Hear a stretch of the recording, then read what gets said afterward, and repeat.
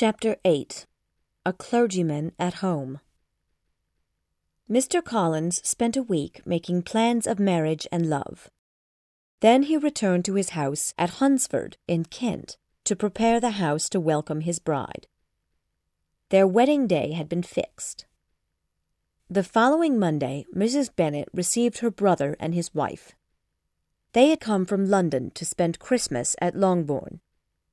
Mr. Gardiner was a gentle man, quite above his sister in nature as well as in education. Mrs. Gardiner, who was several years younger than Mrs. Bennet, was an intelligent and well-mannered woman. She was a great favourite with all her nieces.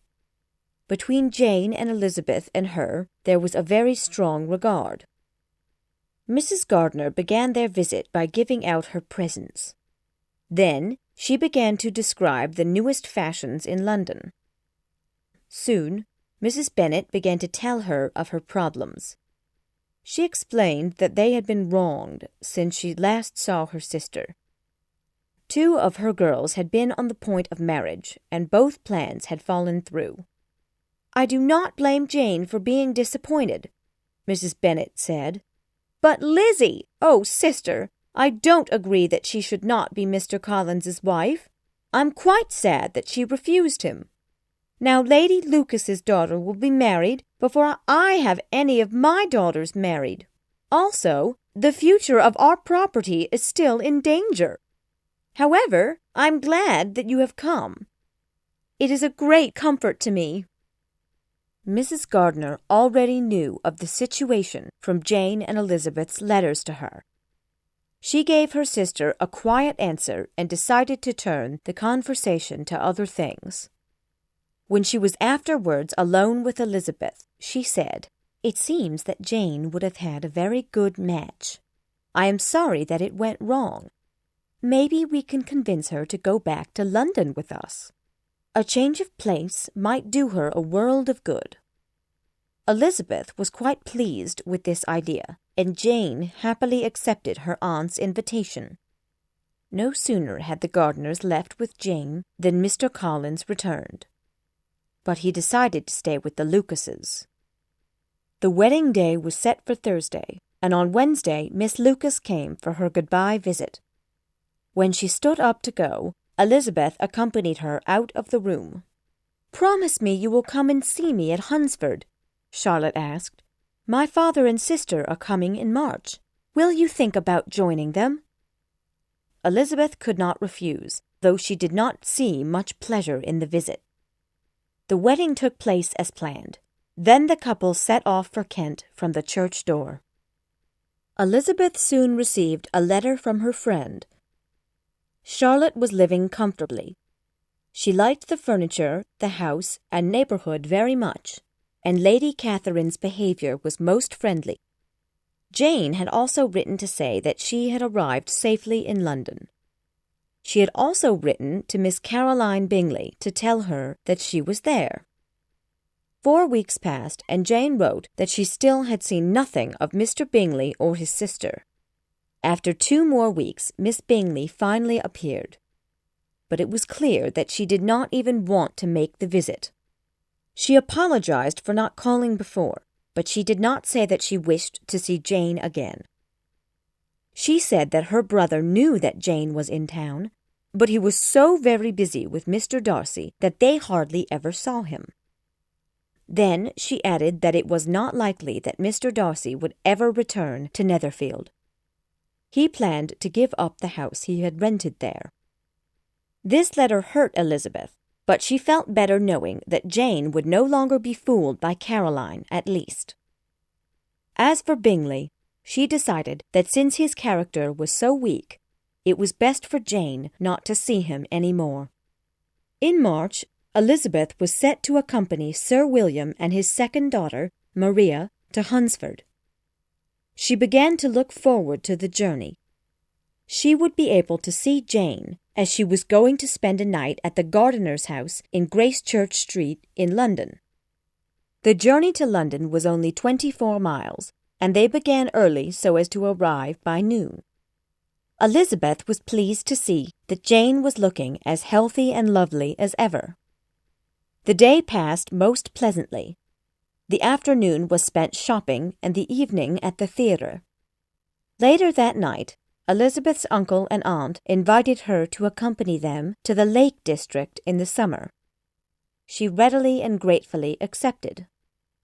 The next day, when they left the main road for the road to Hunsford, they came upon the home of Lady Catherine de Bourgh. The church's house also soon came into sight. The house had green windows and rows of bushes along the garden. Mr. Collins and Charlotte appeared at the door. Soon they were all out in the garden, celebrating the sight of one another. Mrs. Collins welcomed Elizabeth warmly, and Elizabeth was glad at having come. She noted immediately that her cousin's manners were not changed, even after his marriage. When he talked about the good build of his house, all its history and its furniture, she felt that he spoke particularly to her. It appeared that he wished to make her feel she had lost much in refusing his offer. She wondered how it was possible that her friend could be so cheerful with such a proud husband. Mr. Collins proudly pointed to Rosings, a house near Hunsford.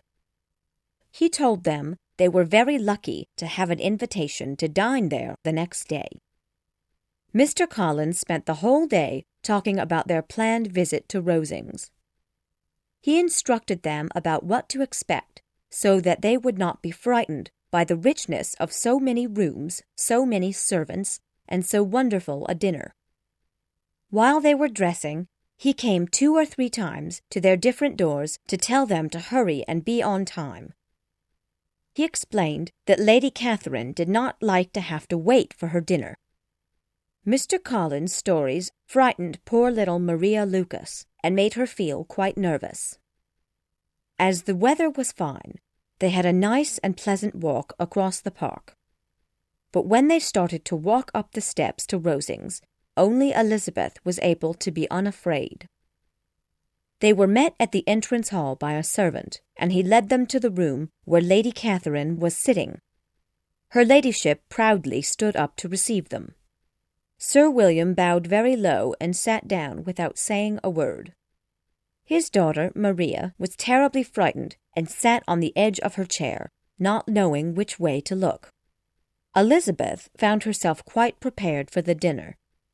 Lady Catherine was a tall, large woman with strong features. She was very serious and harsh. Her manner of receiving her visitors seemed for the purpose of making her guests remember their low position in society when compared to hers. She spoke so powerfully that it showed her self-importance. The dinner was set very beautifully, and there were all the servants and all the variety of dishes that Mr. Collins had talked about. He took his seat at the bottom of the table, as Lady Catherine wished for him to do. He looked as if life could not be anything greater. He praised every dish he ate, and Sir William repeated everything his son-in-law said. Elizabeth began to wonder how Lady Catherine could bear Mr. Collins's manner. But Lady Catherine seemed grateful for their strong praise, and she replied by giving warm smiles. When the ladies left for the living room, Lady Catherine talked without any break until the coffee arrived. She asked Elizabeth a variety of questions, as she knew little about her. She asked how many sisters she had, whether any of them were married, whether they were beautiful, what carriage her father kept, and what had been her mother's unmarried name. Elizabeth felt that these questions were very rude, but she answered them politely. When the time came for them to leave, Mrs. Collins was offered a horse carriage. She gratefully accepted it. With many words of thanks and with many bows from Sir William, they left.